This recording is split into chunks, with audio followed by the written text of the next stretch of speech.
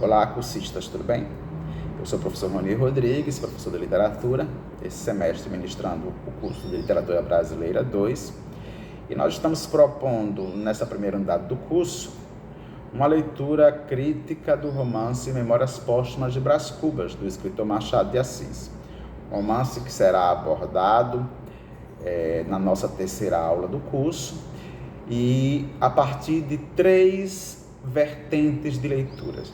Nós estamos pensando em discutir o romance, observando a volubilidade da estrutura narrativa e do próprio narrador, da identidade ou do caráter desse narrador, que é um defunto autor e não um autor defunto. Isso faz toda a diferença, porque nessa condição de defunto autor, o Brás Cubas terá uma liberdade que certamente, estando vivo, se estivesse vivo, ele não teria. Então, essa seria o primeiro aspecto a partir do qual nós vamos trabalhar essa obra, a volubilidade da estrutura narrativa e do próprio narrador.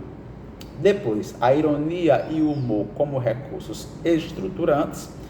E, por último, a relação entre literatura e sociedade, ou a relação entre literatura e identidade nacional, para observarmos de que maneira o romance Memórias Póstumas representa ou capta, digamos assim, um modus operandi muito próprio da nossa sociedade, sobretudo da classe elitista, que aparece representada a partir de um comportamento que o crítico Robert Schweitzer chama de desfaçatez de classe. É a partir daquilo que ele observa como sendo típico e que fundamenta a identidade do Brás Cubas.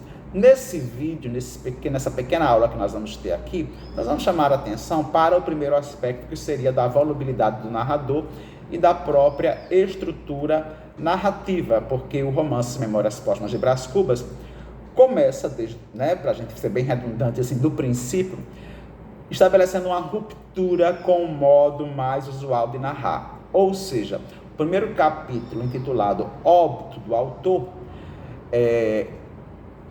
a partir dessa própria cognominação que o capítulo recebe, nós observamos que a narrativa se principia da morte para o nascimento. Então, nós teríamos aí um primeiro movimento de ruptura, porque quando normalmente nós começamos a contar uma história, nós começamos do que seria o princípio, e se trata de são memórias de vida.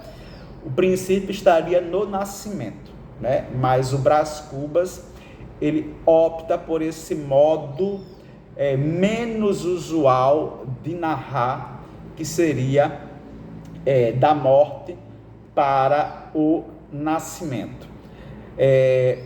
Um outro aspecto relacionado a essa volubilidade da estrutura da narrativa apareceria pelas constantes intromissões que o narrador vai fazendo ao longo da história. Ele vai invadindo a cena narrativa e perturbando o curso do romance, o curso da narrativa, inclusive afrontando o próprio leitor. Isso aparece em diversos capítulos, e eu chamo a atenção de vocês, na medida que vocês forem realizando a leitura desse romance, para que vocês possam perceber esse estratagema. Depois, um terceiro aspecto relacionado a essa volubilidade da estrutura da narrativa diz respeito à falta de rigidez do método, com o qual o Brás Cubas realiza a maior transição do livro. Dissemos há pouco que ele começa pela narrativa da morte, mas já ali nos primeiros capítulos ele vai fazer essa transição, da narrativa da morte para o nascimento. E ele faz isso sem qualquer rigidez de método, sem obedecer qualquer esquema mais elaborado, vai narrando ali os acontecimentos que seriam da sua vida próximo da morte e de repente faz a transição para a narrativa do nascimento. Por último, nós chamaríamos a atenção de vocês para a singularidade a partir da qual alguns capítulos são formulados. Vou aqui exemplificar alguns, quando vocês estiverem fazendo a leitura desse romance. O capítulo Velho Diálogo de Adão e Eva, formado pelos nomes de Brás Cubas e Virgília, e alguns pontos de exclamação, de interrogação. O capítulo parênteses, que é composto por algumas máximas ou provérbios, né? O capítulo de como não fui ministro de Estado, né? Que é composto por reticências e alguns outros. Então isso marcaria também uma singularidade na formulação de determinados capítulos. De modo que nós vamos tendo aí uma estrutura de um texto que, ainda que é escrito ali no final do século XIX, representa toda uma modernidade do ponto de vista da estrutura e da linguagem. O próprio narrador também vai apresentando uma volubilidade relativa ao seu caráter, né? Porque o Brás Cubas, ele não é um personagem linear, ele não é um personagem inteiriço, mas múltiplo, composto por diversos caracteres, e a gente vai observando isso pelo tom de abuso deliberado, pela zombaria que vai aparecendo representada no texto ao longo de toda a narrativa, ao longo de todas as memórias, né? Desde a dedicatória que ele faz ao verme que primeiro roeu as frias carnes, né, do seu cadáver, enfim.